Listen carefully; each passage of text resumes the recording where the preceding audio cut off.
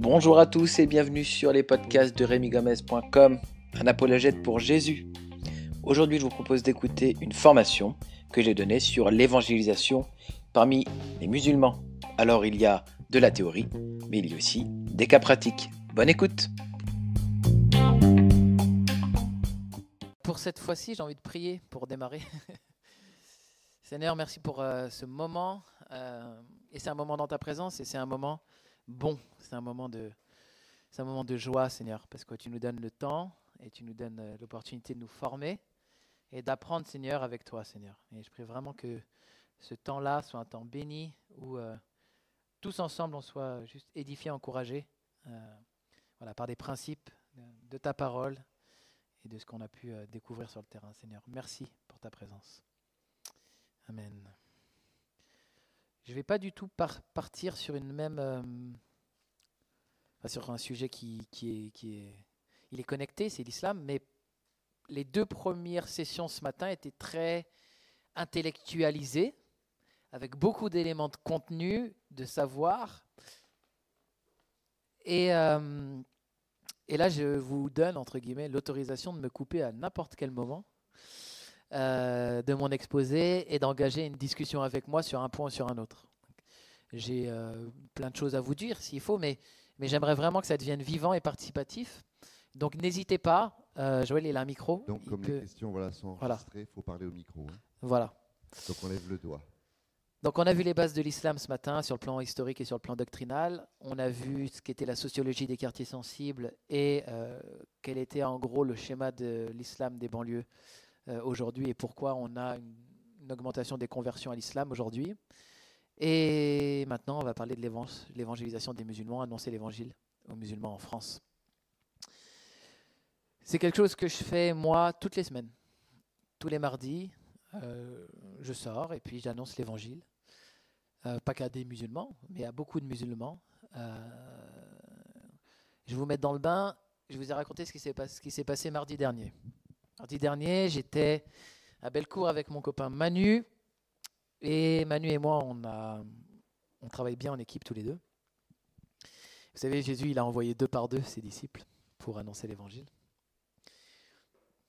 Un jour, donc avant de parler de mardi, j'étais en train d'annoncer l'évangile dans un des quartiers où il y a énormément de musulmans à Lyon, qui s'appelle le quartier de la Guillotière. Et je crois que Dieu m'a dirigé dans une rue. Et là, je vois 2 gars nord-africains avec qui je commence à parler, des jeunes. Et je leur dis, j'ai un petit cadeau pour vous, ça s'appelle l'évangile. Et puis ils ont dit, c'est l'évangile, etc. C'est intéressant, nous on est musulmans. Donc souvent avec les musulmans, c'est assez simple de discuter de la foi, de la religion. Donc les gens ils me demandent, c'est quand même dur d'annoncer l'évangile aux musulmans. Ben non, justement, c'est pour ça que j'y vais, c'est que c'est pas si dur. Et donc je commence à discuter avec eux et puis ils étaient devant un coiffeur. Et il y a le gars du coiffeur qui sort sa tête comme ça et qui dit, venez. Donc, il m'invite à rentrer dans le salon de coiffure. Et lui, c'est un des gars qui coupe les cheveux. Et un des autres gars qui était devant, c'est un autre gars qui coupe les cheveux. Et puis, il me dit, vous parlez de quoi? Et puis, je dis, on parle de Jésus, on parle de l'évangile, etc. Il fait, c'est intéressant. Et lui, c'est un musulman qui avait fait une madrasa, une école coranique. Et donc, il était intéressant. Donc, c'est un Tunisien. Et puis, voilà. Et puis, il m'a invité. Et puis, on a discuté, peut-être 1 heure, 1 heure et demie de l'évangile. Il m'a demandé de revenir le lendemain. Et il m'a dit, viens tôt le matin à 9h, comme ça on aura du temps pour parler. Donc je suis revenu le matin, je lui ai apporté un évangile en arabe, j'ai amené ma Bible, et puis pendant 3 heures, on a comparé la Bible et le Coran ensemble, assis, il n'avait pas de client, on a discuté, on a parlé de l'évangile. Et puis il m'a dit, viens, on va aller manger ensemble, puis on a mangé ensemble. Et puis il m'a dit, vas-y, reviens avec moi, parce que j'avais une journée dédiée, donc c'était bien. Reviens avec moi au salon de coiffure, et puis tu peux continuer, on va discuter encore. Et puis j'ai annoncé l'évangile, j'avais ma Bible ouverte, et puis j'étais sur le psaume 33:6, sur Jean chapitre 1. Et il était à fond, il aimait tout ce que je disais, il acceptait de recevoir le livre de l'évangile. Et aujourd'hui, là, je suis allé le revoir récemment. Il m'a dit, il faut vraiment que tu viennes manger à la maison, que je vienne manger chez toi, etc. Donc on a établi une vraie relation de confiance. À la fin du temps, il y avait à peu près 10 musulmans dans le salon de coiffure qui écoutaient tous l'évangile et qui étaient en train de voilà, juste d'entendre la parole de l'évangile être prêchée, etc. Avec beaucoup de respect. Mais quand je suis sorti du salon, j'ai vraiment senti une pensée du Seigneur. Et il m'a dit, Rémi, c'est super ce que tu fais, mais maintenant, il faut vraiment que tu trouves celui avec qui tu vas le faire. Prie et je vais t'envoyer une personne pour que vous puissiez marcher 2 par 2, comme dans l'évangile. J'ai prié, et au cours de la semaine où j'ai prié, il y a Saïd Oujibou, le pasteur, ancien musulman, qui m'a invité à la conférence européenne des chrétiens du Maghreb et du Moyen-Orient, et qui m'a dit, viens, j'aimerais vraiment que tu viennes participer à ça. Donc je l'ai fait. Et j'ai rencontré un gars qui s'appelle Manu, qui est maintenant un très grand copain à moi. Et on a tout de suite accroché. On a bu une bière le soir, on a bien rigolé. Et il était de Lyon, comme moi. Et il avait exactement la même envie d'être avec quelqu'un qui a la même passion que lui, d'annoncer l'évangile aux musulmans. Et depuis, on travaille. Au début, on travaillait 2 à 3 jours par semaine. Et puis maintenant, on travaille 1 jour par semaine. Je te remercie, mais en fait, donne-le à quelqu'un d'autre. Le café, j'aime pas. C'est super sympa. Si t'as un thé, je prends.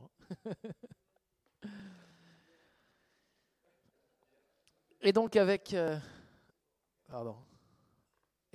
Manu, depuis ce jour-là, on sort toutes les semaines ensemble et on voit plein de choses formidables. On prie très régulièrement pour des musulmans, on impose les mains, on annonce l'évangile. On a eu même des musulmans qui sont venus à l'église, un notamment qui a été touché par le Saint-Esprit, puis qui est reparti. Voilà, on a plein de choses qui s'est passées là depuis à peine 1 an. Et mardi dernier, donc on a essayé de ressortir. On est sortis tous les deux. Et ce qui s'est passé, c'est que on a rencontré directement un gars qui s'appelle, je ne vais pas dire son nom, c'est enregistré, un gars qui s'appelle machin, et qui a 37 ans, marié, qui travaille à la SNCF, lui il se reconnaîtra, et qui connaissait bien sa religion. Et donc il y a Manu qui l'interpelle, il fait ah salut et tout, tu vas bien et tout, bah voilà, on aime bien cette approche, un petit cadeau pour toi. Ah oui, c'est quoi et tout, bah c'est l'évangile, c'est l'injil et tout, t'es musulman, il dit ouais je suis musulman et tout, tu connais l'évangile, ouais je connais l'évangile et tout. Bon alors tu sais quand même que Jésus il a dit, il faut lire l'évangile, c'est important. Et on rentre tout de suite franco comme ça. Et le gars il dit ouais c'est vrai, je connais l'évangile, et puis on commence à discuter sur le fond du message, qu'est-ce que c'est l'évangile. Et puis voilà, on a discuté 1 heure, je pourrais vous faire le compte rendu, on a eu des super discussions, on a fait un peu du débat, on a un petit peu parlé des savants musulmans, on a un petit peu parlé de certaines sourates, de certains versets de la Bible, tout ça pour qu'ils nous disent franchement les gars vous êtes super, quand est-ce qu'on peut se revoir? Et puis on lui a dit mais on peut se revoir quand tu veux, en tout cas on a un gros événement en avril. Il dit non, pas en avril, non prends mon numéro, faut qu'on se voit bientôt.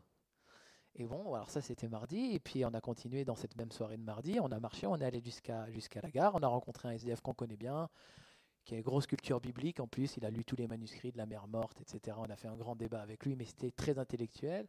Et puis on a continué notre chemin, on est monté dans la gare, on a rencontré Mohamed, 70 ans, et avec lui, on était en train de discuter, Manu et moi, et sur une expression qu'il y a dans le Coran, kun fayakun, qui veut dire que la chose soit et elle est.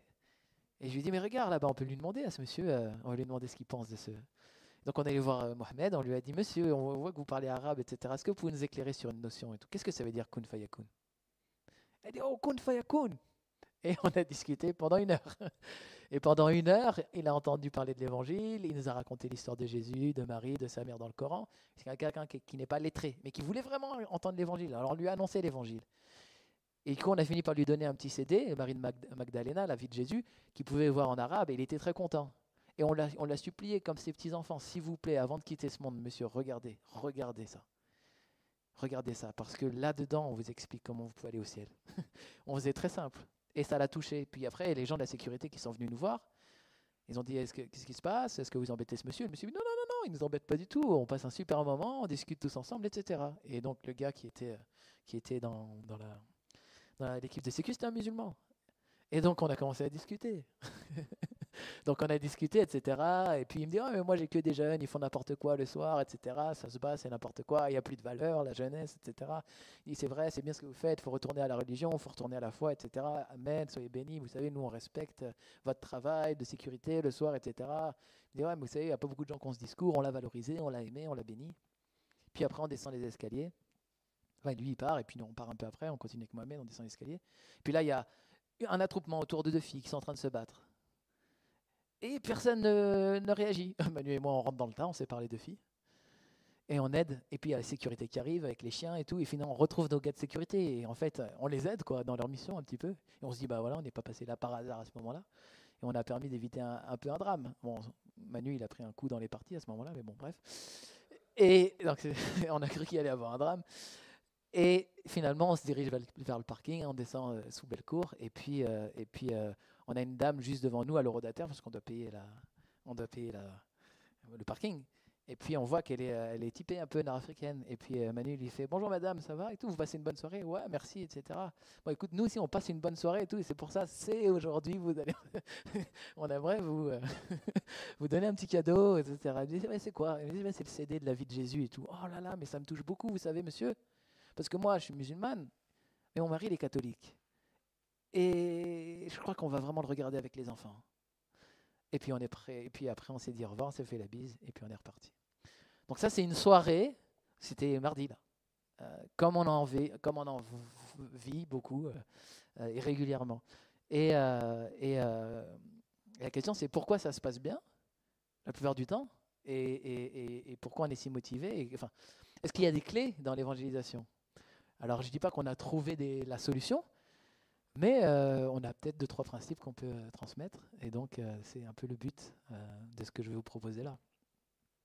Quand je suis dehors, j'ai toujours... moi, je fonctionne un peu par profil, hein, vous avez vu ce matin, les profils de gens, mais ça m'aide à moi, en tout cas. Je fonctionne un peu comme ça dans ma tête. Où je me dis, voilà, qui est la personne que j'ai en face?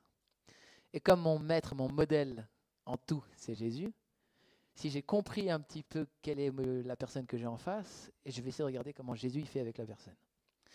Et j'ai pour moi 4 types de musulmans dans l'évangélisation. J'ai la Samaritaine, j'ai Nicodème, j'ai les pharisiens et j'ai les zélotes. La Samaritaine, c'est le musulman de culture, qui n'est pas forcément un théologien, comme l'étaient les pharisiens, qui est un peu comme nous, mais pas vraiment comme nous, parce que moi je suis juif et elle est samaritaine. Et c'est un peu le musulman lambda, qui n'est pas vraiment comme moi, mais qui est un peu comme moi, qui ne connaît pas forcément extrêmement bien sa religion, ce n'est pas un mec qui est tout le temps à la mosquée, ou une fille qui est tout le temps à la mosquée, mais qui a une petite culture religieuse, et avec qui on peut entamer un dialogue. Et en fait, allez, 90% des musulmans sont comme ça. Alors peut-être de moins en moins, il y en a plus aujourd'hui des savants, parce que l'islam aujourd'hui est prégnant, mais on n'a pas forcément à faire de la théologie profonde avec ce type de musulmans-là. Mais par contre, qu'est-ce que Jésus y fait avec la Samaritaine? Avec la Samaritaine, il se pose au puits et il lui demande à boire. Et en fait, Jésus, qui dit, en Matthieu 28, « Tout pouvoir m'a été donné dans le ciel et sur la terre », il demande à boire à la Samaritaine. Donc il se met à son niveau. En plus, le texte nous dit que la Samaritaine est étonnée parce que les Juifs ne parlent pas avec les Samaritains, encore moins aux femmes. Et lui, il vient et il lui montre qu'il a besoin d'elle. Et en quelque sorte, de cette manière, il l'élève. Et la plupart du temps, avec les musulmans qu'on rencontre, on se pose, on écoute, on les bénit, on les élève, on les encourage. Moi, ça m'est arrivé notamment à mon travail. L'assistante d'accueil était musulmane. J'étais tout le temps en train de l'encourager. Elle est venue à l'église. Écoutez l'évangile, elle a été touchée. Juste parce que j'ai été dans cette position de Jésus face à la Samaritaine. Et il y a un moment dans la relation, et ça c'est pas forcément que dans la rue, ça peut être avec nos amitiés, où on a ce dialogue, mais si tu savais qui te demande à boire, c'est toi-même qui lui aurais demandé à boire. Et avec nos amis, il y a un moment donné, on lui dit, mais bon, écoute, tu sais, moi j'ai le Seigneur dans ma vie. Et ce dont tu as besoin, c'est ce que j'ai. Est-ce que tu veux entendre parler de ça? Parce que vous adorez ce que vous ne connaissez pas, mais nous adorons ce que nous connaissons. Et vous avez une religion, mais nous, on a le Seigneur. Et si cette présence du Seigneur t'intéresse, je veux bien t'en parler. Voilà le premier profil et la première logique dans laquelle je suis avec un certain type de musulmans. Donc ce n'est pas une approche frontale, ce n'est pas une approche belliqueuse, c'est une approche amicale, c'est une approche chaleureuse, et c'est une approche qui prend le temps. Je ne suis pas là à lui faire la récitation de ma doctrine. Et j'essaie d'évaluer quel est son besoin. Où est le découragement? Où est le besoin de bénédiction? Et je viens là, et j'essaie de mettre du royaume de Dieu là-dedans. Okay? Est-ce que je suis clair? Ok. Donc, quand on sort, on peut avoir des samaritaines. Voilà. Et c'est bien de se rappeler comment Jésus agit. J'ai d'autres types de musulmans, comme je vous disais tout à l'heure, que j'appelle des Nicodèmes. Eux, ils connaissent la religion, ils la connaissent bien, ils l'ont étudiée, ils l'ont appris dans la famille, ils vont à la mosquée. Mais quand ils discutent avec nous, il y a quelque chose qui les interpelle. Ils sentent qu'il y a quelque chose, ils sentent qu'il y a un truc en plus. Ça s'appelle le Saint-Esprit, mais ils ne savent pas encore. Et j'aime bien les Nicodèmes. Et depuis que j'ai ouvert le site Al-Masih, là que je pourrais vous dire, on l'a ouvert il y a quelques jours. On a une trentaine de personnes qui nous ont appelés. Ou par mail. Dont une partie sont musulmans. Mais ils ne seront jamais sur les réseaux sociaux à parler avec nous. Ce sont des Nicodèmes, ils viennent de nuit. Ils viennent de nuit. Juste après le débat, il y a une femme qui a donné sa vie à Jésus. Donc j'ai débattu avec Karim El-Hanifi sur les missions locales ou universelles. Et puis, c'est une dame qui était issue d'un christianisme orthodoxe, qui s'est convertie à l'islam et qui m'a contacté en privé et qui m'a dit « Ouais, j'ai vu le débat et je suis en train de me rapprocher de Jésus. J'ai prié parce que je crois vraiment que je suis en train de quitter l'islam, mais il ne m'a pas répondu. Qu'est-ce que je fais ?» Et je lui ai dit « Mais déjà, je suis très impressionné par votre démarche et par le fait que vous veniez me contacter, etc. Votre situation me fait penser à celle de Nicodème. » Et je l'ai accompagné pendant 1 jour et demi, surtout sur des versets, avec l'accompagnement, lui donnant des versets. Par MSN sur mon téléphone. Je pourrais vous lire là, le dialogue si vous voulez, ceux qui s'intéressent tout à l'heure. Et elle me raconte, voilà, donc le lendemain elle me rappelle, enfin elle me fait un message en m'écrivant, voilà, on a eu un problème avec mon mari. Les gens de son travail viennent de lui dire qu'il avait volé 3 000 €. Mon mari dit non. Mais les comptes de l'entreprise établissent formellement qu'il manque 3 000 € et il n'y a que lui qui aurait pu les prendre. Et je lui dis, c'est là, madame, qu'il faut prier maintenant. Et elle a prié, au nom de Jésus. Et Dieu lui dit, il lui dit à la dame, alors que c'est même pas son entreprise à elle, c'est, toi, regarde les comptes et je vais te montrer la ligne où il y a eu un problème. Et elle va dans les comptes, elle dit, je crois que là, il y a un problème. Elle le montre à son mari rentre au travail, et au travail, les gens le voient, s'excusent, déchirent la lettre de démission, et il est réintégré. Et elle me dit, en fait, ça elle me l'a raconté après, elle me dit, Jésus a répondu à ma prière, ça y est. Et je dis, expliquez-moi. Et après, je lui donne un verset, le verset où Paul dit que en fait, l'acte de condamnation a été déchiré. Et je dis, vous voyez, vous avez prié Jésus et il y a déjà un acte juridique qui a été déchiré. Et je pense que c'est une représentation prophétique et symbolique de ce qui s'est passé dans votre vie. Elle était super touchée. Voilà les Nicodèmes, il faut les laisser s'approcher de nuit. Et qu'est-ce qu'on fait avec un Nicodème? On ne lui parle pas de religion au sens de la loi. Il la connaît par cœur. Et il en a soupé. Parce que la loi, son but c'est quoi? C'est de nous montrer qu'on est pécheur. Son but, c'est de nous acculer pour qu'on se jette dans la grâce de Dieu. Et alors une fois qu'on a compris ça, et on fait comme Jésus, on dit, mais il faut que tu naisses de nouveau. C'est ce qu'il a dit à Nicodème. Mais comment ça, il faut que je naisse de nouveau? Il faut que tu naisses d'eau et d'esprit. Et pour ça, il faut que tu sois rempli du Saint-Esprit. Et comme c'est Jésus qui baptise du Saint-Esprit, il faut que tu lui demandes. Donc ça ne peut pas passer sans une relation directe avec le Seigneur. Et on ne le dirige pas vers la religion, on le dirige vers la relation avec Dieu. Donc c'est un défi. Mais c'est ce qu'il faisait avec les Nicodèmes. Parce qu'il sait que les Nicodèmes sont sincères, parce que les gens sincères, ils viennent vous voir de nuit. Parce qu'ils ne veulent pas être jugés par la communauté, ou ils viennent vous voir sur des réseaux sociaux où personne ne peut vérifier ce qu'ils disent. Et donc on peut parler des choses qui comptent. Et donc on ne jette pas des perles au pourceau, mais à eux, on peut leur parler de ce qui compte. Donc ça, c'est le deuxième profil que moi je vois chez les musulmans. Le troisième profil, c'est les pharisiens. C'est ceux qui sont vraiment dans la religion et qui sont dans une logique légaliste, qui pensent qu'en faisant toutes les œuvres de la loi parfaitement, en particulier de la charia, ils vont gagner des points, des hasanat pour aller au ciel, qui vont accuser les autres dans la communauté musulmane de ne pas être de bons musulmans, et qui vont jurer par l'enfer que si on n'entre pas dans l'islam, on ira en enfer, justement. Et comment est-ce que Jésus il fait avec les pharisiens? Parce que moi, la plupart du temps, on me dit, le débat, Rémi, ça sert à rien. C'est stérile. Ouais, mais moi, quand même, quand je lis Matthieu 22, je vois quand même que Jésus il rentre en débat avec les pharisiens et les sadducéens sur est-ce qu'il y a une résurrection ou il n'y a pas une résurrection des morts. Et est-ce qu'il y a des anges, est-ce qu'on en sera marié ou pas quand on sera mort. Enfin, et donc, je me dis, il débattait. Bon, il était beaucoup plus efficace que nous, il n'avait pas besoin d'une heure et demie. Hein. Et puis, il n'avait pas la même autorité, et puis, tout le monde voyait les miracles qu'il faisait, et puis.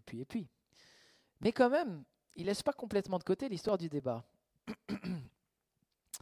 Et quand il débat, et moi je suis impressionné par le passage de Matthieu 22, il y a deux choses qui se passent. Premièrement, il leur pose des questions, et ils ne savent pas répondre. Il leur pose la question, mais si David l'a appelé Seigneur, comment peut-il être son fils en parlant du Messie? Les pharisiens ne savent pas. Donc, poser des questions où on ne peut pas avoir de réponse sans révélation. Voilà. On verra après, ouais. Du style, ouais. Après, ça, bon, on verra après. Et deuxième chose, il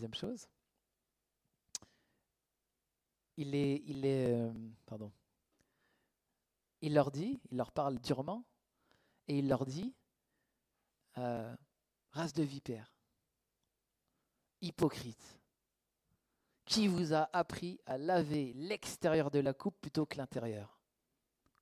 Sépulcre blanchi. Waouh! Ah ouais, mais Jésus, il n'est pas toujours si tendre que ça. Mais il ne fait jamais ça avec la pharisienne. Il ne fait jamais ça avec la samaritaine. Il ne fait jamais ça avec Nicodème, mais il fait ça avec eux. Et là, moi, j'ai découvert un principe. Premièrement, que ce n'est pas avec des caresses et des bisous qu'on amène un pharisien à se prendre, à découvrir l'évangile. Mais au contraire, moi, quand j'étais à la Duchère et que j'avais des salafistes et qu'ils étaient durs, j'étais encore plus dur. Et quand j'étais encore plus dur, toute la salle regardait. Et c'est marrant parce que l'évangile dit, il prêchait pas comme nos maîtres, mais il prêchait avec autorité. Et quand quelqu'un, parce que eux, c'est les autorités, Jésus remettait en question les autorités. Et si on remet en question les autorités et qu'on arrive, alors ça c'est aussi dans le passage, c'est impressionnant, il est dit que Jésus, après le débat, fermait la bouche des Sadducéens et ne pouvait plus rien dire. Et des fois on a peur d'oser dans cette logique de je vais te fermer la bouche. Alors c'est pas je vais te fermer la bouche, je suis méchant, mais je vais te donner des arguments bibliques et théologiques lourds et des révélations lourdes sur lesquelles tu n'auras pas de réponse. Et quand les autres de la communauté voient que leur chef soit sont pas en capacité de répondre, soit ont des difficultés, soit s'énervent, etc., ils se disent, lui aussi, il a une autorité. Mais d'où il vient-elle? Et moi, souvent, quand je débattais avec des salafis, je ne le faisais pas pour la personne, je le faisais pour ceux qui regardaient. Et qui, une fois qu'ils ont fait ça, une fois qu'ils ont vu le débat, venaient me voir, comme des Nicodèmes, pour écouter ce que j'avais à dire. Et donc, c'était assez... Enfin, il y a un principe là, quelque chose, je sais, il n'est pas encore affiné, je pourrais vous le dire peut-être mieux. Il y a peut-être des gens qui ont réfléchi plus que ça. Mais moi, je n'ai plus peur de rentrer dans l'art, comme on dit. En particulier avec des religieux. Alors qu'instinctivement, on se dit, oh non, non, c'est des radicaux, je ne vais pas leur rentrer dans l'art. Mais s'ils sont radicaux, ce n'est pas pour rien. Voilà, le lardon. Ouais. Donc, j'ai fait ça. Et je l'ai fait sur différentes questions. Je me rappelle un débat que j'avais eu. Moi, ce que j'aime bien dire, par exemple, ils me prennent un savant de chez eux qui a cassé la Bible. Allez, Ahmed Didat, par exemple. Je ne perds pas de temps. Je leur dis, Ahmed Didat est un menteur et un manipulateur. C'est la première phrase qu'ils entendent. Je ne vais pas essayer de parler pendant des heures. Il me dit, quoi? C'est un menteur, un manipulateur? Mais starfallah, ce que tu dis, c'est un grand savant. Je lui dis, non, pas du tout, c'est pas un grand savant, c'est un menteur et un manipulateur.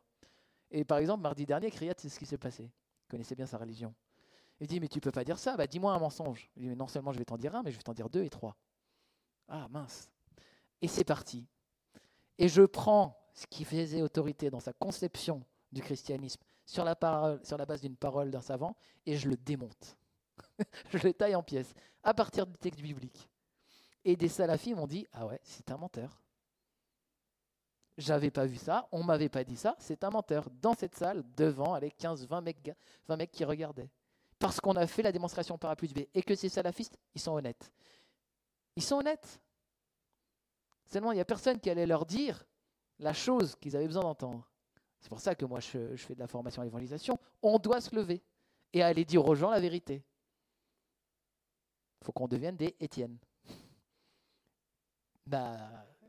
Sans espérer la fin d'Étienne, on est d'accord. Mais malgré tout, voilà. Et il y a quelque chose dans Jésus qui n'est pas le Jésus bisounours. Et je me suis lassé, parce que moi, je suis dans les quartiers depuis des années. Et je sais que les musulmans, et notamment les musulmans arabes, ne fonctionnent pas comme nous. Ils n'aiment pas les câlins. Ils aiment la force. Ah ouais, mais je ne savais pas. Mais parce qu'ils la respectent. Et quelqu'un qui s'affirme, c'est quelqu'un dans lequel ils vont donner du crédit. Parfois même, il faut crier. Regardez, j'ai débattu avec Karim El-Hanifi, regardez comme il crie. Pourtant, c'est un converti. Mais il a compris que dans la tête d'un musulman, quelqu'un qui crie et qui vous dit la vérité, on se réveille. Et c'est vraiment comme ça qu'il marche. Et c'est intéressant. C'est culturel aussi. Bon, je ne dis pas que je crie sur les gens dans la rue. Mais vous comprenez l'idée. Quatrième type, c'est ce que j'appelle les zélotes. Et les zélotes, c'est Daesh. Pour faire rapide. C'est des mecs qui sont prêts à en découdre. Ils ont une idée un peu nationaliste. Ils sont prêts à prendre les armes pour leur idéal. Et des zélotes, j'en ai rencontré pas mal. Et même dans la rue. Alors, c'est pas des Daesh. Mais c'est des mecs quand même qui vont te dire quand même que le djihad, c'est vraiment super. Peut-être pas dans les conditions d'aujourd'hui, mais sont quand même valeureux, ces compagnons qui ont donné leur vie. Ok. Comment rentrer dans la tête d'un zélote? Moi, je crois que Dieu, au cours des discussions, m'a appris à parler avec des zélotes, avec des gens qui ont une réflexion un peu guerrière. Et, voilà. On discutait avec Manu une fois sur le parvis de la gare de Lyon, enfin la gare, pas de Lyon à Paris, mais la gare de Lyon, la gare Pardieu. Et on discute avec un monsieur, un salafi, la 50aine d'années, ingénieur, très intelligent. Et on commence à lui expliquer le principe de la rédemption par le sang de Jésus, avec Hébreux 9, 22, sans versement de sang, il n'y a pas de pardon. Il nous dit, c'est pour ça qu'on fait le djihad.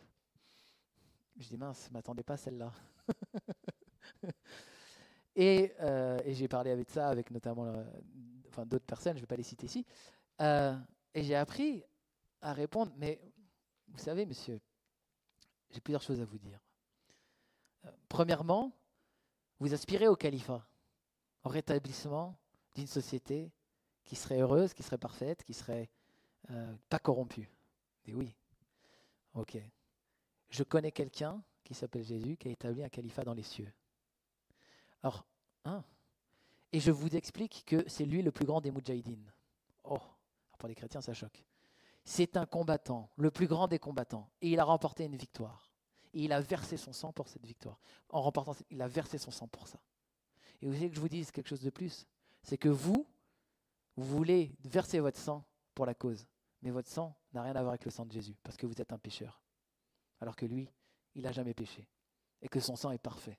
Et que c'est parce que son sang est parfait que Dieu a agréé son sacrifice. Et en plus, il n'a pris la vie de personne. Alors que vous êtes prêt à prendre la vie d'un autre. Le sacrifice de Jésus n'a rien à voir avec le sacrifice auquel vous parlez. Il est bien plus élevé et bien plus grand. Et dans toute la tradition des livres bibliques, il y a toujours eu un sacrifice parfait pour couvrir le péché. Maintenant, je vous propose de vous interroger si, est-ce que vous voulez rentrer dans le califat de Jésus? Est-ce que vous voulez suivre ce moudjahidine-là? Donc là, c'est ce qu'on appelle la transposition culturelle. C'est osé. Mais je l'ai fait. Je l'ai fait notamment avec un jeune Et en fait, vous savez, c'était quoi sa réponse? Silence. Silence. Il est passé sur un autre sujet et on a fini par parler du Saint-Esprit. Je ne sais pas exactement ce qui s'est passé en lui, mais il a ouvert, et il était déjà un peu ouvert, mais la discussion aux choses spirituelles. Donc finalement, il est presque devenu un Nicodème, le zélote, là. Alors je ne dis pas que je ne maîtrise pas tout de ce qui se passe. J'ai un discours, j'essaye de faire comprendre dans la réflexion et dans les schémas de pensée d'une personne qui est Jésus. Lui, pour lui, c'est la guerre, Jésus, il a gagné la victoire contre Satan. Lui, le rétablissement du califat, Jésus, il a établi dans les lieux célestes. Lui, il est pour le sacrifice, je vous explique le sacrifice de Jésus. Et j'essaye juste de rejoindre les gens à partir de ce qu'ils pensent. Mais c'est quand même quelque chose qui marche. Alors bien sûr, ça va choquer des gens, des chrétiens, etc. On ne peut pas comparer Jésus à un moudjahidin islamique. Non, mais pour lui, ça parle. Et moi, je ne suis pas venu pour vous annoncer l'évangile à vous, les chrétiens. Je suis venu pour me faire juif avec les juifs et grec avec les grecs. Et c'est ma manière de faire avec eux. Et si ça vous dérange, tant pis pour vous. Alors, ça c'était pour les aspects un petit peu capter qui on a devant nous et avoir un peu des choses en tête. Qu'est-ce qu'on fait pour se préparer avant de sortir? Ça a l'air tout bête, mais on prie. Et quand je dis on prie, moi personnellement, je prie avec les gens dans la rue. Quand on sort avec les gens dans la rue, on se réunit, on prie ensemble, on essaie de simplement de remettre le temps au Seigneur. Si on est en plus avec des gens qui sont ouverts à la parole de connaissance, à la prophétie, on écoute le Seigneur. Il a des fois des indications à nous donner. J'ai mon pote Benjamin, justement, que j'ai souvent, qui est en Afrique du Sud en ce moment, qui était en Éthiopie, qui a fait beaucoup de choses en Égypte, et qui m'a appelé la semaine dernière, et puis il m'a dit Rémi, j'en ai de plus en plus marre de l'évangélisation comme activité. Maintenant, je fais de l'évangélisation, mais pas comme activité. Je dis, mais qu'est-ce que tu veux dire? Il me dit, moi, je prends quelqu'un avec moi que je forme, et puis on va au café. Et puis, je dis à la personne, qu'est-ce que Dieu te dit là sur la serveuse? On se met à prier. Rien. Bon, vas-y, viens, on reprie. Allez, on prie. Ah, je crois que Dieu me dit ça. Ok. Moi, je crois que Dieu me dit ça. Ok. Puis la serveuse arrive. Madame, on est chrétien, et on voulait vous dire, on pense que Dieu veut vous dire ça. Et la personne se met à pleurer. Parce que c'est bingo. Ça tombe juste. Et elle ouvre son cœur, elle reçoit la prière. Et des fois, quand on fait de la formation, on a envie vraiment de rester dans un cadre très formel. Mais mon désir aussi à moi, c'est alors que là, on fait un petit peu de formation et que je vais vous donner des principes. En réalité, le principe, c'est qu'il n'y a pas énormément de principes. Et que le principe, c'est l'écoute du Saint-Esprit. Et que finalement, quand même, la prière et le fait d'être connecté à Dieu, ça fait quand même un gros morceau. Et parce que je n'ai pas de principe, je suis dans la découverte, et je suis dans la découverte de l'autre, et je suis dans la découverte de ce qui va se passer. Quand je suis parti avec Manu, je ne savais pas que j'allais rencontrer un tel et un tel et un tel. Riyad, il s'appelait, finalement je vous ai dit le nom, et Mohamed, etc. Et cette dame. Mais voilà, on était juste open. On avait prié, on était rempli de l'Esprit de Dieu, et on part. Donc la prière, elle a aussi un gros impact, parce qu'elle fait tout le travail qu'on ne voit pas dans les cieux. Voilà, donc prions. Vraiment, n'oublions jamais cet aspect-là, la prière. Et mettons-nous à l'écoute des paroles de Dieu. Moi, donc aujourd'hui, j'ai fait une petite entorse à cause de votre hospitalité, mais dès que je sors dans la rue, je jeûne. Et je ne dis pas que c'est une règle obligatoire, mais moi, je le fais parce que je trouve que malgré tout, quand on est dans la rue, on est aussi sur le territoire de Satan. Et que moi, quand je sors dans la rue, j'y vais pour gagner du terrain au diable. Et qu'il y a dans le jeûne aussi une puissance. Je ne suis pas très très fort sur l'explication du jeûne. J'entends Jésus qui dit les démons ne vous ont pas été soumis parce que vous manquez de foi, et directement après il leur dit ce type de démon sort par la prière et le jeûne. Bon, alors il dit à ses disciples de prier et de jeûner pour avoir plus de foi. Bon, moi je vais faire ça. Je vais faire ça. Et c'est pratiquement de la soumission sans toujours comprendre, mais par contre au fruit je sais que ça marche. Je sais que quand je suis dans un état de consécration, de prière et de jeûne, il y a quelque chose qui se passe en moi, et je sais qu'il y a certainement des bagarres spirituelles invisibles que je ne peux pas saisir, mais en tout cas, voilà. Et il y a une foi qui augmente. Peut-être parce qu'on se détache des biens matériels et qu'on s'attache aux choses spirituelles. Mais voilà, on est projeté dans la réalité spirituelle des choses et on écoute Dieu. Donc, on jeûne. Moi, j'aime bien le faire en tout cas. Troisième chose, là, ce n'est pas encore des choses pratiques, mais c'est très important. On sort comme ça. Alors bien sûr, le chrétien est appelé à l'humilité. Mais spirituellement, on sort comme ça. On sort dans une logique victorieuse. Une fois, j'étais à la place Bellecour et je priais et je crois, un sentiment est tombé sur mon cœur, Dieu me dit, Rémi, aujourd'hui, vous allez reprendre la place aux témoins de Jéhovah. Ah oui, programme. Et il écrit dans Josué 1 à 3, « Tout lieu que foulera la plante de votre pied, je vous le donne, comme je l'ai dit à Moïse. » Et je crois qu'on a que cette parole, elle est aussi pour nous, puisque nous avons le royaume de Dieu qui s'est approché, puisque le baptême du Saint-Esprit, nous l'avons vécu, et que nous avons en nous celui qui est plus fort que celui qui est dans le monde. Et donc je sors en me disant que je sors pour gagner des âmes. Je ne sors pas évangéliser, je sors faire des disciples. Je ne sors pas évangéliser, je sors appeler les gens au baptême. Ce n'est pas tout à fait la même façon de voir. Je ne dis pas que ça marche toujours, mais je dis que je sors avec cette logique-là. Et finalement, je me rappelle ce jour-là, les témoins de Jéhovah, les pauvres, hein, vraiment, on a parlé avec eux. Enfin, les témoins de Jéhovah de la place Bellecour, ils me connaissent, moi et Manu. Vous voyez, on est repérés, on est wanted. Et pourquoi ? Parce qu'ils sont sur notre chemin et qu'on évangélise. Et qu'ils sont avec leur carnet, etc. Et que tout le temps, on parle avec eux, tout le temps. Et une fois, ils ont amené leur chef, grand chef, sur leur sortie. Et on s'est présenté en disant bonjour et tout, c'est Manu et Rémi, on vient parfois évangéliser. Ah oui, on m'a parlé de vous. On m'a parlé de vous. Et puis je dis, ah d'accord et tout, en bien, en mal, je charrie un peu.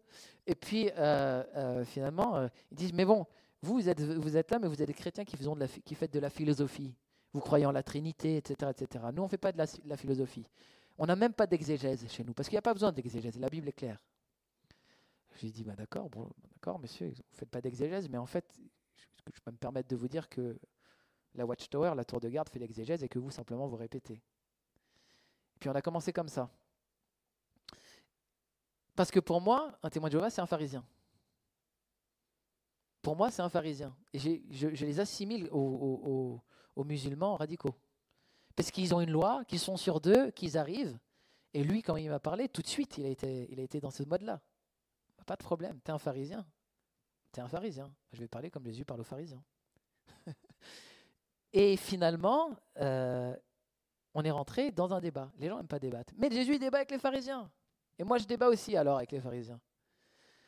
Et puis alors, le débat, c'était super. Il commence par me dire, nous, de toute façon, on est là pour répondre aux questions. Si vous n'avez pas de questions, ciao. Je dis, ça tombe bien, j'ai des questions. Et puis il me dit, quelles sont vos questions ? Je ne sais pas, il y en a qui étaient dans le groupe la dernière fois avec moi à l'académie, j'avais un peu parlé de ça déjà. Quelles sont vos questions ? Alors ma question, je vais essayer de voir si j'ai bien compris la théologie des témoins de Jéhovah. Est-ce que c'est vrai que vous pensez que Jésus, c'est l'ange Gabriel incarné qui ensuite est remonté au ciel ? Et qui, en tant qu'ange Gabriel incarné, qui est en même temps le Fils de Dieu, la parole de Dieu, qui est un être au-dessus de tous les anges et qui a été créé, la première chose qui a été créée, c'est Jésus. Puis lui-même, ce Jésus, a créé la terre. Et donc, il n'est pas comme tous les anges, etc. Et il s'est fait chair. Il a pris nos péchés en allant mourir à la croix, puis il est revenu à son statut d'ange. Est-ce que j'ai bien compris votre théologie de Christ ? Je dis oui, vous avez tout à fait compris. Je vois que vous avez étudié. Et je dis oui, mais c'est à propos de ça que j'ai une question. Posez votre question. Pourquoi dans Daniel chapitre 10 et au verset 13, il est dit de Michaël, qui pour vous, on est d'accord, il est bien au-dessus de tous les anges. Ah oui, largement. Pourquoi il est dit Michaël, l'un des principaux anges ? J'étais avec Joey de Genève qui était venu ce jour-là. Et vous savez ce qu'il m'a répondu, le monsieur ? Il m'a dit, mais si c'est pour citer des versets pièges. Je lui ai dit, mais je ne savais pas que vous aviez des versets pièges dans votre Bible. Moi, je n'ai pas de versets pièges dans ma Bible. Et donc, je continuais à être dans la provoque. Il me dit, mais de toute façon, ce n'est pas ça le plus important. C'est pas ça le plus important. Je dis, mais qu'est-ce que c'est le plus important ? Et moi, ce que je sais, c'est que lui, c'est le chef. Et aujourd'hui, je peux parler au chef. Et qu'il y a ses sbires qui regardent là. Et qui vont écouter l'évangile pour la première fois avec autorité face à un chef. Et c'est ça que j'ai en tête. Et je lui dis, mais alors c'est quoi le plus important? Il me dit, le plus important, par exemple, c'est de savoir si l'âme, elle meurt. Quand on meurt. Parce que dans la théologie des témoins de Jéhovah, l'âme et le corps meurent. Il est dit, l'homme est poussière, il retournera à la poussière. Et puis il écrit dans d'autres chapitres de la Bible qu'une âme, c'est un homme. Ici, il y avait 10 000 âmes, par exemple, donc 10 000 hommes. Donc une âme, c'est un homme, c'est une âme. Quand l'âme meurt, l'homme meurt tout entier, âme et corps. Ok, ça c'est la théologie des témoins de Jéhovah. Je leur dis, mais alors expliquez-moi, qui dans l'Apocalypse, chapitre 6, sont les âmes qui crient, jusqu'à quand tarderas-tu de revenir? Puisque vous me dites qu'elles sont mortes. Oui, mais là, c'est pas pareil, parce que c'est un texte symbolique. Parce que c'est le livre de l'Apocalypse. Ah bon, c'est symbolique, mais je croyais que vous croyez aux 144 000. Qui là est un chiffre symbolique, mais qui pour vous sont des vraies personnes. Et il commence à chauffer. Je lui dis parce que ça vous arrange que c'est symbolique, c'est 144 000, mais là tout d'un coup pour me répondre, ça c'est pas symbolique, puis là pour d'un coup, là on est symbolique. Pourtant il est bien parlé d'âme, et elle crie au Seigneur. Je lui dis, bah alors je vais vous poser une question. Est-ce qu'on peut dire que l'âme est dans le corps de l'homme? Il dit non, je vous ai dit l'âme c'est l'homme. D'accord, on ne peut pas le dire. Non, on ne peut pas le dire. Bon, bah pas de problème. Alors on va ouvrir la Bible, on va regarder le moment où Eutychus tombe de la fenêtre. On regarde le moment où Eutychus tombe de la fenêtre parce que Paul a prêché pendant longtemps. Il tombe de la fenêtre et puis il impose les mains. Eutychus ressuscite et pour rassurer la foule, Paul dit regardez, son âme est en lui. Et là, il ne sait pas me répondre. Et il y a une des deux dames. Alors, je confonds deux fois, parce qu'on a fait 2 fois ce genre de choses. Et une des dames, en boubou, qui était avec les témoins de Jéhovah, ça se voit qu'elle était plutôt de culture évangélique, tout d'un coup, son langage corporel l'a trahi, elle se met à côté de moi. Elle commence à dire Amen à ce que je dis, face à ses collègues témoins de Jéhovah. J'ai trouvé ça formidable. Et après, ils me disent, oui, mais de toute façon, vous n'adorez pas le vrai Dieu, vous n'adorez pas Jéhovah. Je lui ai dit que Jéhovah soit loué, monsieur. Il dit, quoi, vous dites Jéhovah? J'ai dit, bien sûr, le tétragramme, Yod, et Vav, et en hébreu, c'est le nom du Seigneur, il est sacré. Ils me disent, mais c'est la première fois qu'on entend un chrétien dire ça. Je lui dis, mais est-ce que c'est pas la première fois que vous entendez un chrétien? Et puis, j'ai dit, mais par contre, bon, il y a quand même un phénomène sur le tétragramme. Il y a des voyelles qui n'étaient pas les voyelles de départ, et puis ce qu'on appelle un kérikative en hébreu, on applique les voyelles du mot Adonai sur le mot.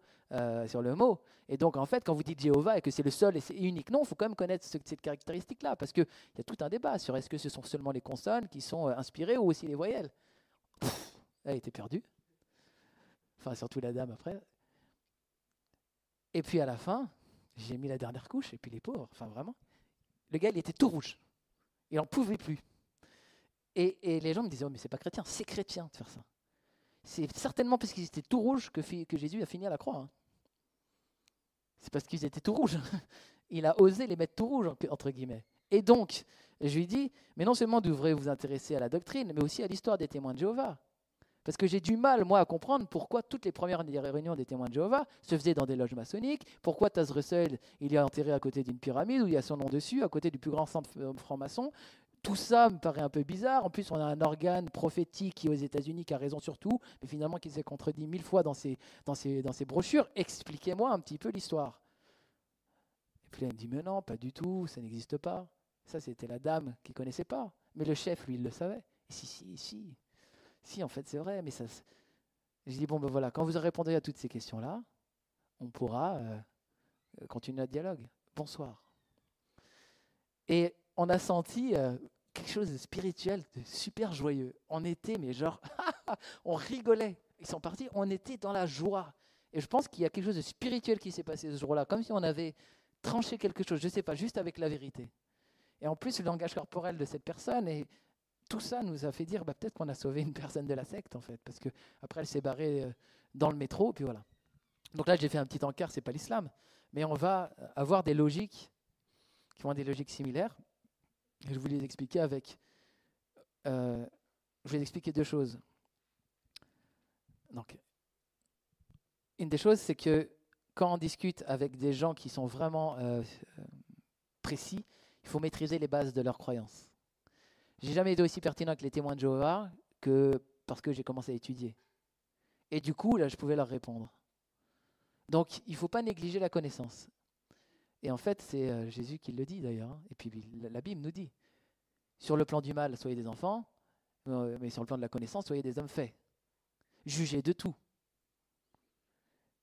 Tu aimeras ton Dieu de toute ton cœur, de ta force, aussi de toute ta pensée. Et peut-être que parfois on est un peu paresseux, en termes d'études bibliques et théologiques, et particulièrement dans les milieux charismatiques, parce qu'on pense que c'est le Saint-Esprit qui fait tout. Ah oui, mais quand même, Paul dit à Timothée, attache-toi à ton enseignement, parce qu'en le faisant, tu te sauveras toi et ceux qui t'écoutent. Et donc, moi, je m'attache. Et j'aime beaucoup le principe de Paul. Je me suis fait juif parmi les juifs, alors c'est pas exactement écrit comme ça, et puis grec parmi les grecs, afin de gagner tous à Christ. Et donc, si je comprends un témoin de Jéhovah, je peux l'amener à Christ. Si je comprends un musulman, je peux l'amener à Christ. Parce que j'arrive à faire le chemin entre là où il est et là où je suis. Comme il dit Fillmore, comme les Français qui ont creusé le tunnel sous la Manche, les Français d'un côté, les Anglais de l'autre, et ils se sont rejoints. À un moment donné, pour faire ça, il faut maîtriser. Et c'est pour ça que vous êtes là ce matin, sur l'islam, cet après-midi maintenant. Donc, on ne va pas revenir sur les bases de la foi. J'avais mis cette petite image que vous avez vu découpée tout à l'heure, qui sont les 5 piliers de l'islam. Mais connaître au moins ça, connaître qu'il y a une attestation de foi qui prône le Dieu unique, connaître qu'ils font 5 prières par jour, connaître qu'ils font l'aumône, connaître qu'ils font le jeûne, connaître qu'ils font le pèlerinage, commencer avec des petites connaissances. Mais puisque dans la Bible, on a une attestation de foi qui est presque similaire à celle de... Parce que l'attestation de foi, c'est « je crois ». C'est quoi? Il n'y a de Dieu que Dieu et Mohamed et son prophète. Et Jésus, il a dit quoi? Jésus, il a dit, la vie éternelle, c'est qu'ils te croient, qu'ils te connaissent toi, le seul vrai Dieu, et celui que tu as envoyé. Au point que des gars comme Karim el-Hanifi, ils vont dire, voyez, vous avez la shahada dans la Bible, vous avez la profession de foi dans la Bible, de musulmane limite. Ah ouais, à l'époque, c'était avec Jésus, puis aujourd'hui, c'est avec Mohamed. Ils vont tourner les choses comme ça. Mais on peut aussi faire ça une force. Regarde, on n'est pas si loin. On a des choses à se dire. Et puis la prière, nous aussi, on la pratique, mais on ne la pratique pas pareil, parce que Jésus n'a pas appris à la pratiquer comme ça. Et puis nous aussi, on doit donner aux pauvres, mais on n'a pas forcément la même façon de le faire. Et d'ailleurs, ce que donne notre main droite et l'autre de la main gauche, ne doit pas le savoir. Ce qui d'ailleurs a été repris dans des hadiths qui ont copié ces versets. Et puis le jeûne aussi, on le vit, mais on ne va jamais le vivre de manière officielle et publique comme vous, parce que Jésus nous demande de nous garder, puis de montrer publiquement. Et ça les touche. Ça les touche vraiment. En disant, ouais, c'est vrai que c'est intéressant dans le christianisme où vous ne faites pas miskin et tout, c'est dur, le jeûne et tout. Je dis, bah ouais, tu ne sauras jamais que je jeûne. Mais ça se trouve, je jeûne plus que toi, mais tu ne le sauras pas. Ça les touche, parce que c'est aussi un principe d'humilité, etc., qu'ils comprennent. Et puis le pèlerinage, et puis là, on va leur parler de Jean, chapitre 4. Oui, mais Jésus, lui, il nous a dit quoi? Il nous a dit, ce n'est ni sur cette montagne, ni sur celle-là qu'il faut adorer, car Dieu adore des adorateurs en esprit et en vérité. Et on ne comprend pas le culte à la Kaaba, puisque Jésus a mis fin, en fait, à la territorialisation du culte. On ne comprend pas. Et on se demande même si ce n'est pas de l'idolâtrie, puisque vous tournez autour d'un cube et que vous faites des bisous à une pierre, comme le faisaient vos ancêtres les Arabes, avant la période de l'islam. Donc, pour nous, c'est du shirk. Donc, vous commettez le plus grand des péchés. Et on peut retourner, en fait, avec un petit peu les choses pour qu'ils prennent conscience. Vous voyez? Donc là, désolé s'il y a des mots que vous ne comprenez pas, il fallait être là ce matin. Voilà, ça c'est du jujitsu spirituel. Mais je crois qu'il en faut un peu. Voilà, une dernière chose mais une chose qu'on fait. Il me reste combien de temps juste pour... Parce que je suis à peine sur les principes, mais... 3h30, d'accord. Okay. Savoir donner son témoignage. Être ready pour témoigner. En 2-3 minutes. Ça, on peut l'apprendre dans l'église. On se prend un petit groupe et allez, dis-moi ton témoignage en 3 minutes. Ça sert toujours dans l'évangélisation. Ah, les gars qui sont là pendant 15 minutes, au bout de 15 minutes, ils n'ont pas fini leur histoire et tout, ça peut être bien parce que quand on est venu pour ça. Mais quand on est dans la rue, écoute, moi je vais t'expliquer comment ça s'est passé parce que mes parents ne croyaient pas en Dieu. Ils ne croyaient pas en Dieu, mon père ne voulait pas que je croie en Dieu, mais j'avais mon meilleur copain qui croyait en Dieu. Il m'a invité et il s'est passé des choses extraordinaires. J'ai vu des miracles et à un moment donné, ils ont ouvert la Bible et ça m'a touché. Vraiment, ça m'a touché dans mon cœur. Très très fort. Et j'ai senti la présence de Dieu qui était là. Et la personne a commencé à m'appeler en me disant, si toi t'es touché maintenant, viens. Et puis je me suis avancé. Bien sûr, j'aurais 1000 détails à dire. Et là, on a prié pour moi, j'ai été rempli de joie et j'ai commencé à lire la Bible, j'ai commencé à comprendre des choses que je ne comprenais pas avant. Et j'ai su que c'était la vérité. Et ce que j'ai su, c'est que j'ai senti que mes péchés étaient lavés, que ma conscience était purifiée, que j'avais accès au paradis. Hop, très rapide. Et à partir d'un petit élément, boum, la personne elle va tiquer. Attends, tu peux me redire là, qu'est-ce qui s'est passé exactement dans cette réunion? Et là, on a piqué. Voilà, en 2-3 minutes, savoir dire son témoignage, ça c'est important pour qu'on s'organise, notamment quand on sort dans la rue. Ok, maintenant des aspects un peu plus pratiques. Comme je vous ai dit, Jésus il les a envoyés 2 par 2. Moi, j'aime bien. Et j'ai jamais trouvé que 3 ou 4 ou 1 fonctionnait mieux que 2. Par la pratique.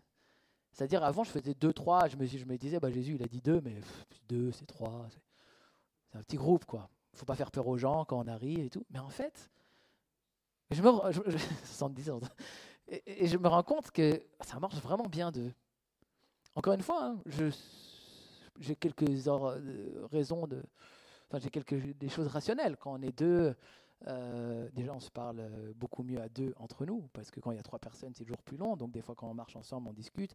Donc on commence à créer une petite intimité. Et puis souvent, même quand on sort à 2, on va se dire son témoignage à ce moment-là. On va s'encourager, on va prier, etc. Bon.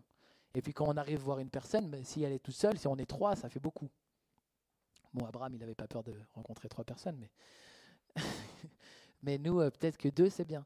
Et souvent, 2, c'est bien aussi, mais c'est mieux que 1, parce qu'il y en a un qui parle, l'autre qui prie. Et puis, il y en a un qui parle, et puis l'autre qui réfléchit à qu'est-ce que je vais pouvoir dire, ou qui va sentir Dieu lui parler. Et finalement, Dieu, c'est pas mal. Donc, je ne dis pas que c'est une loi, mais je dis que c'est comme ça que Jésus a fait, et dans la pratique, ça fonctionne. Il a dit, ne prenez ni bâton, si, prenez un bâton, mais ne prenez ni sac, ni argent, voilà.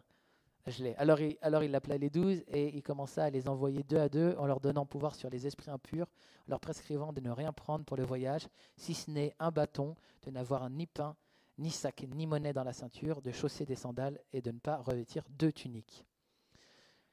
Bon, nous on fait une petite dérogation, on prend des sacs avec des bibles dedans. Mais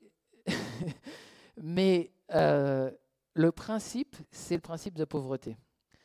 Et je découvre ça dans la pratique, c'est qu'en sortant, moins j'ai de choses, par exemple des casse-croûtes, des sandwichs, des soupes, ce qu'il faut faire, il faut nourrir les pauvres. Plus j'ai que l'évangile.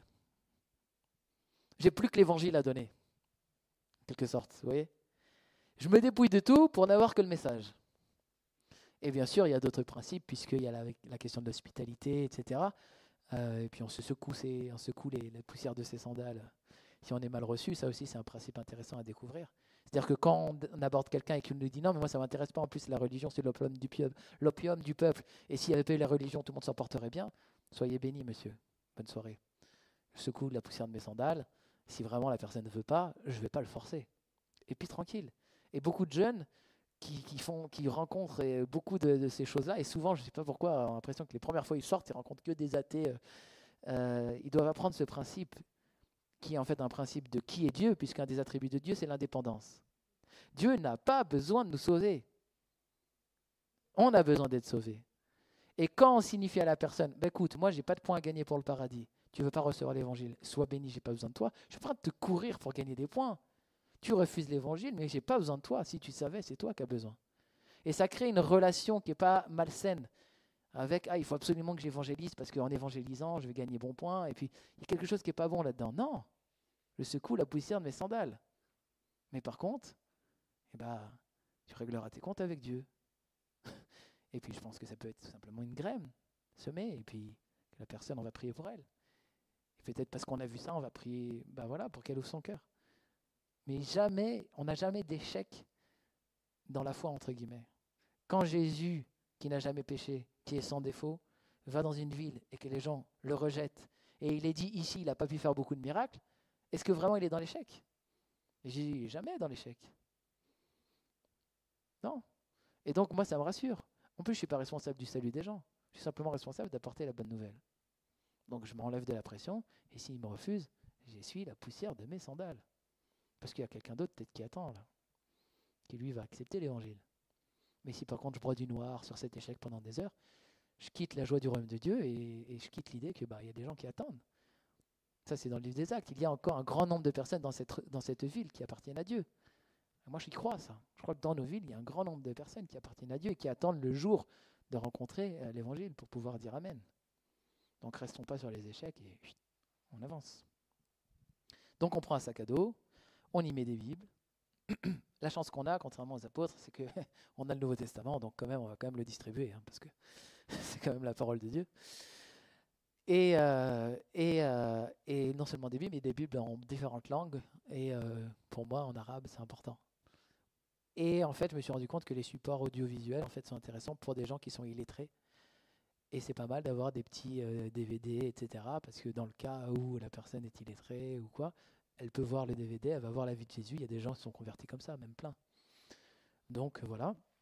Et j'ai aussi dans mon sac un stylo et un carnet d'adresses. C'est important.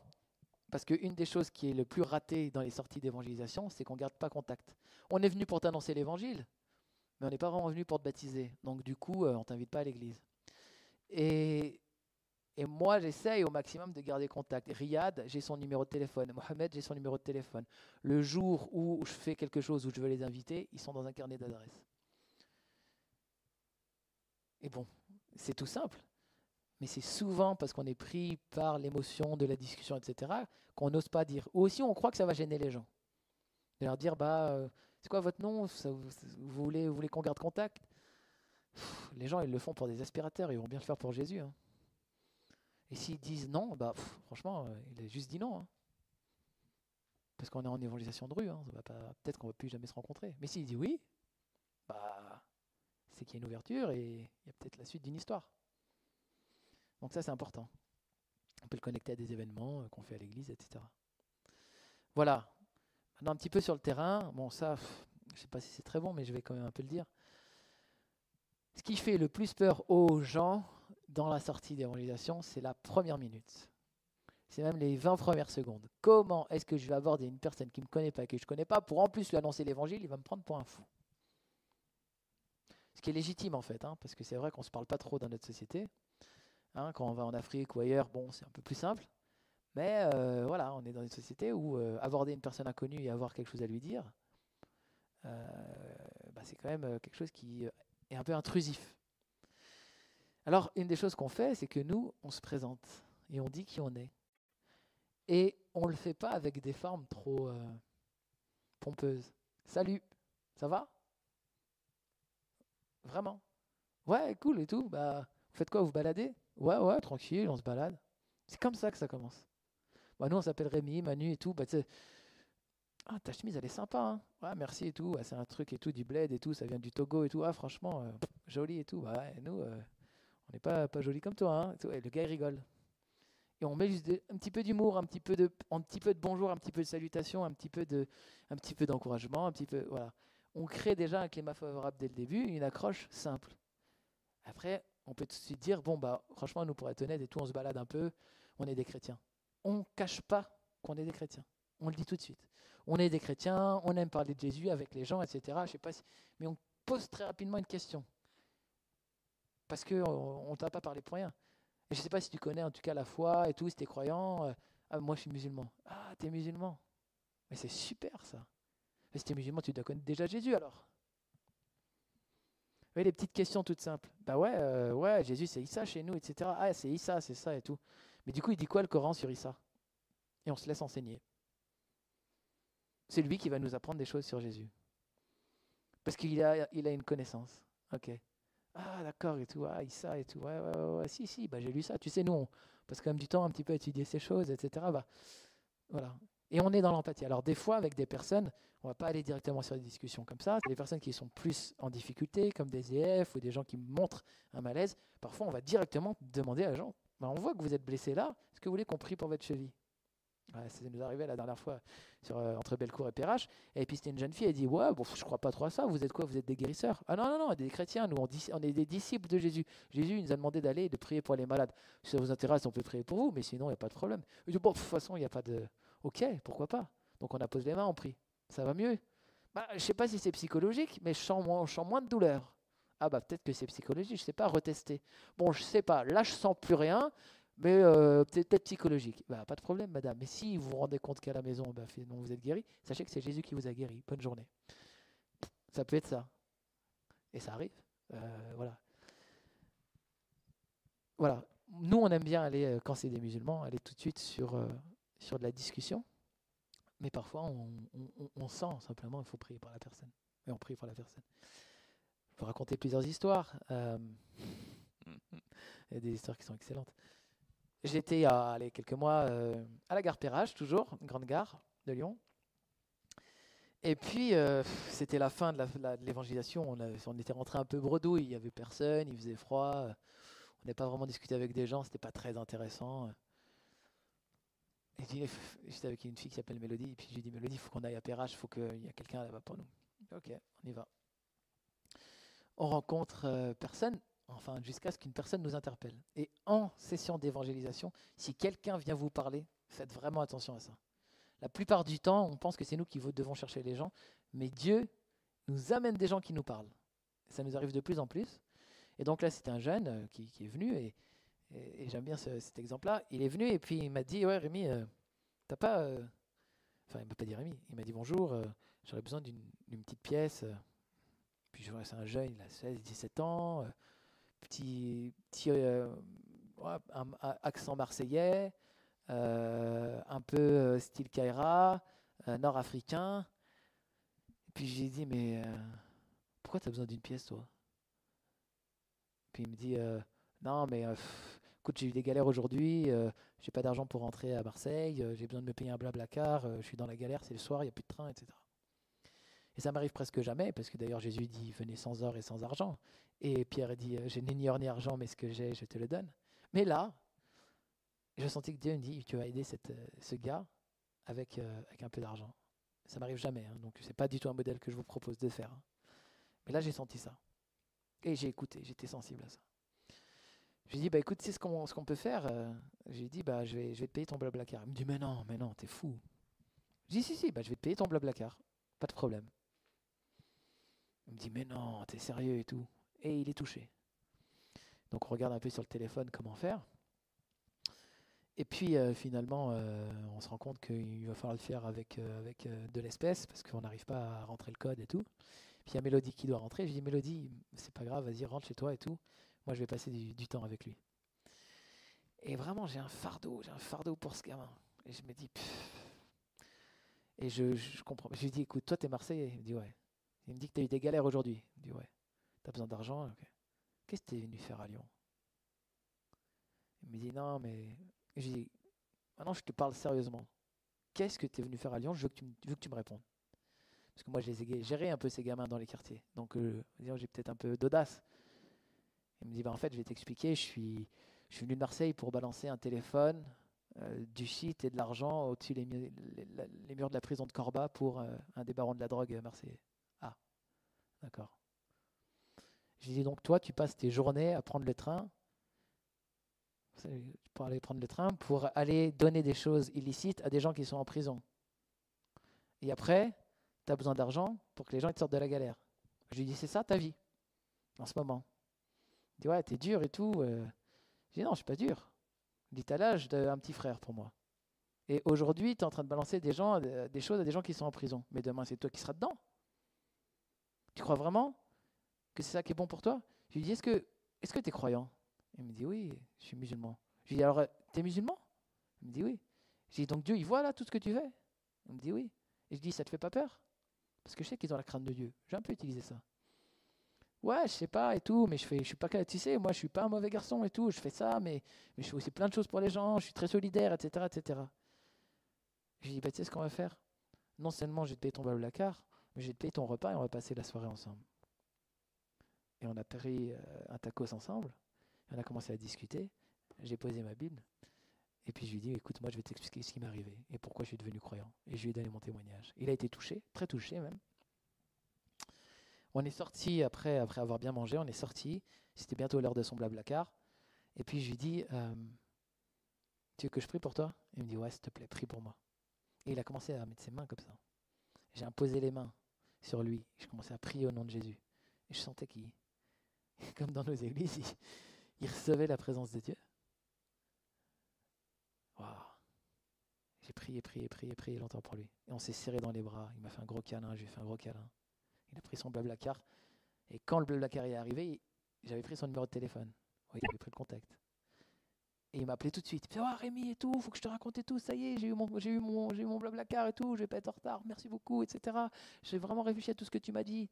Et je lui ai donné un évangile. Il me dit, tu sais ce que je fais là? Pendant tout le blablacar, je lis l'évangile. Pendant tout le blablacar, je lis l'évangile. Je dis, ok. Et quand je rentre à Marseille, j'ai compris tout ce que tu m'as dit. Il faut vraiment que je mette ma vie au clair. Ok. Il me dit, si je reviens à Lyon, il faut que je te capte. Je dis, ok. J'ai pas eu de nouvelles depuis. Et ce qui se passe, c'est que bon, je me sens pas bien parce que faut que je dise à Pauline que j'ai dépensé 40 balles et que si je dépense 40 balles à chaque sortie d'évangélisation, ça va être compliqué. Et dans la voiture avant de rentrer, vraiment, Dieu me dit, Rémi, je vais couvrir cette soirée. Tous les besoins de cette soirée, c'est moi qui vais les couvrir. Je reçois pas ça par la foi, mais je reçois ça par la foi. Et goguenard, j'arrive, je rentre chez moi, et je parle à Pauline, je dis, mais t'inquiète pas, Dieu va pourvoir. Il me fait, ah ouais, c'est ça, ouais.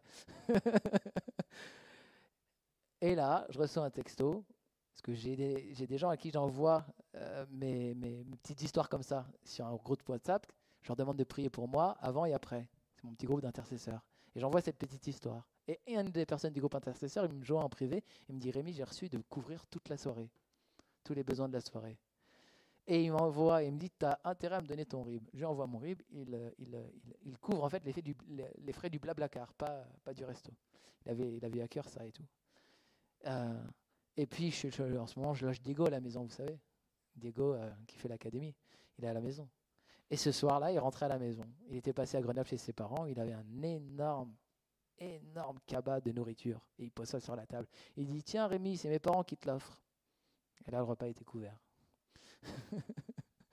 Donc voilà, c'est des petites histoires comme ça. Et moi, j'aime beaucoup les sorties d'évangélisation parce que c'est une aventure avec le Seigneur. On ne sait pas ce qui va se passer, mais on a plein de petites histoires comme ça à chaque fois. Et voilà, ça avance, ça progresse. Voilà. Donc on veut aller beaucoup plus loin et on aimerait que des gens soient ajoutés à l'Église, évidemment. Et c'est pas si simple. J'ai encore 5 minutes, alors je vais juste vous parler de ça. Et puis voilà, donc moi, ça c'est ce que j'appelle la fleur du témoignage. Et c'est ça que j'utilise moi. Si vous avez aucune connaissance biblique, aucune connaissance de l'islam, que vous n'êtes pas un mec drôle, que vous ne savez pas raconter des paraboles, vous avez au moins un témoignage. Sinon, vous ne serez pas dans la rue. Sinon, vous ne seriez pas dans la rue annoncer Jésus. C'est votre force, c'est le bouton de la fleur, c'est le cœur. Vous avez vécu un truc merveilleux avec le Seigneur et vous pouvez en parler. Un musulman est un être humain comme un autre et si vous leur racontez la belle histoire de votre vie, ils vont être touchés. Peut-être que ça ne va pas suffire, mais ils vont être touchés. Donc, témoignons. Jésus a dit, je vous ai envoyé et vous serez mes témoins. Donc, il a d'abord dit ça. Il n'a pas dit, je vous ai envoyé et vous allez bombarder des versets de la Bible, les gens. Vous êtes d'abord des témoins. On est des gens qui ont vécu quelque chose. Et pour un musulman, ça compte. En plus, dans les cultures sémitiques, raconter des histoires, c'est vraiment important. Alors donc, on a une connaissance biblique, et c'est pour ça qu'on peut argumenter avec des témoins de Jéhovah. On essaye d'avoir une connaissance du Coran, et c'est comme ça qu'on peut démontrer par A plus B qu'il y a des erreurs ou des contradictions dans le Coran, ou des choses qui posent question en tout cas, et que si on est chrétien, on n'est peut-être pas chrétien pour rien, parce qu'on a réfléchi aussi sur tous les textes, et ça leur parle beaucoup. Moi, je vois beaucoup d'ouverture, je trouve que l'apologétique est une vraie clé dans l'évangélisation.